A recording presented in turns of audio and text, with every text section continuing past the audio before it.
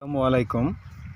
আজকে আপনাদেরকে দেখাবো একজন সফল কৃষক কিভাবে সফলতা অর্জন করে আর কিভাবে তার গাছগুলোকে পরিচর্যা করে কত সুন্দর গাছ তৈরি করে এবং ওখান থেকে ভালো ফসল সে পায়।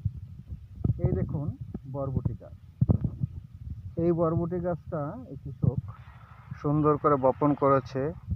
এর আশেপাশে যেসব ঘাস ছিল সেগুলো পরিষ্কার করেছে। ঠিক আছে, এখানে জাল দিয়ে এখানে এর আগাগুলো ধরিয়ে দিয়েছে। এই ভিতরে দেখা যাচ্ছে কাঁচামরিচ গাছ লাগানো আছে আছে আপনার লাউয়ের গাছ। এই শুধু চার কোণা থেকে বেড়ার মতো দিয়ে রেখেছে এই জালের পাশে পাশে ধরিয়ে দিয়েছে বরবটির গাছ। এই উপরে দেখা যাচ্ছে লাউয়ের গাছ। এই যে লাউ, কত সুন্দর লাউয়ের গাছ তৈরি করেছে। পাশাপাশি দেখা যাচ্ছে এই যে করলা, শসা গাছ। এই যে শসার গাছ, এখানে কত সুন্দর করে সে এই গাছগুলো পরিচর্যা করেছে এবং করছে। এই লাউয়ের গাছটা এখান থেকে ধরিয়েছে, গাছ হয়েছে কত সুন্দর দেখুন, তরতাজা। এই গাছ এখান থেকে বেয়ে বেয়ে উঠে উপরে এই যে দেখেন জাংলা তৈরি করে দিয়েছে। জাংলায় বেয়ে বেয়ে গড়াবে এবং ভালো ফসল হবে। এই যে লাউ ধরবে। এই বরবটি গাছ চারদিক থেকে দেখা যায় বরবটি, লাউ, শসা। এই যে শসা গাছ দেখা যাচ্ছে। এই যে দেখুন, চোখ জুড়িয়ে যায়, এত সুন্দর ফসল, চোখ জুড়িয়ে যায়। কত সুন্দর করে সে তৈরি করেছে। চারদিক থেকে বাগান ভরপুর, চারদিক থেকে বেড়াটা দিয়েছে। সেখান থেকে সে বরবটির গাছ লাগিয়েছে চারদিক থেকে। এই যে যতদূর যাব দেখবো শুধু বরবটি আর বরবটি দিয়ে পুরা জমিটার বেড়ার মতো জাল দিয়ে রেখেছে। সেখানে বরবটি গাছ, করলা গাছ, শসা গাছ, এই জাতীয় গাছগুলো সে রেখেছে। আমরা দেখছি এই যে ভিতরে যেগুলো বরবটি গাছ আগে লাগিয়েছে সেগুলো, এই যে বরবটি দেখা যাচ্ছে। এই যে বরবটি, এই যে নিচে আছে মূলা গাছ দেখা যাচ্ছে, বরবটি গাছ দেখা যাচ্ছে, শসা গাছ, পুরোটাই। এবং প্রচুর যত্ন নিতে হয়। আর এই ভাই যথেষ্ট যত্ন করে এই তার বাগানের জন্য।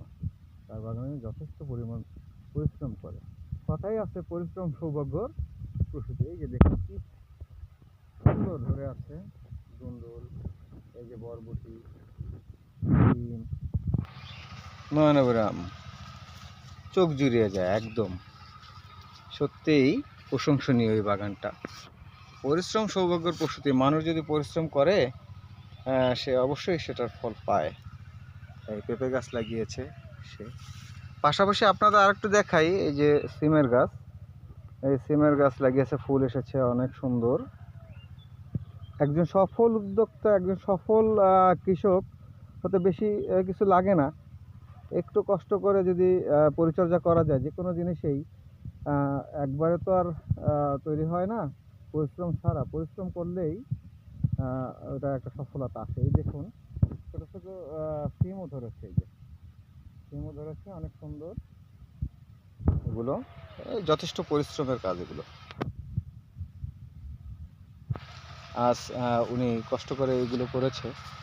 ইতিপূর্বে এই বাগান থেকে উনি প্রায় 2 লক্ষ টাকার ফসল, যেমন লাউ, বরবটি, শসা, হ্যাঁ, এই লাউয়ের শাক, মিষ্টি কুমড়া, ওই মূলার শাক, বিভিন্ন ধরনেরই 2 লক্ষ টাকা, কাঁচামরিচ, 2 লক্ষ টাকার মতো সে বিক্রি করে ফেলেছে এই গত 1 মাসে। এটা তারা পাইকারি দেয়। হ্যাঁ, তো এই সফলতার পিছনে অবশ্যই দেখুন এই গাছের গোড়াগুলো দেখুন কত সুন্দর পরিচর্যা করেছে। এই যে ঔষধ সঠিক সময়ে ঔষধ প্রয়োগ করা, যত্ন নেওয়া, ঘাস পরিষ্কার করে দেওয়া, হ্যাঁ, প্রতিটা ক্ষেত্রে পরিশ্রম ছাড়া হয় না। তো প্রচুর পরিশ্রমের ফলেই আজকে উনি সফল। তো বলতেই হয় আসলে পরিশ্রম সৌভাগ্যের প্রসূতি। এটা না দেখলে হয়তো আপনারা বুঝতেন না। যে কোনো জিনিসে পরিশ্রম করলে এখান থেকে ফসল হয়। তা আমাদের অনেকেরই অনেক জায়গা জমি পড়ে আছে, আমরা সকলেই চেষ্টা করব আমরা ওই জায়গা জমিগুলোকে নষ্ট করে না ফেলে না রেখে আমরা নিজেদের উদ্যোগ নিয়ে আমরা যদি এই ভাইয়ের মতো আমরা একটু চাষাবাদ করি, নিজেরাও খেতে পারবো, অন্যদেরকেও খাওয়াতে পারবো এবং আর্থিকভাবে স্বাবলম্বী হতে পারবো। যাই হোক, আপনাদেরকে দেখাই যে আলু নিয়ে এত কথা হচ্ছে বা এত দাম আলুর, সেই আলুর চাষও করেছে এই ভাই। এই পুরোটা জমি ধরে আলু চাষ করেছে। এই যে আলু গাছ হয়েছে। যাই হোক, আপনাদের সকলের উদ্দেশ্যে বলছি যে আমাদের অনাবধি জমিগুলো না ফেলে রেখে আমরা সকলেই নিজেদের মতো চেষ্টা করে স্বাবলম্বী হওয়ার চেষ্টা করব। আজ আর নয়, ভালো থাকবেন। আসসালামু আলাইকুম রহমতুল্লাহ।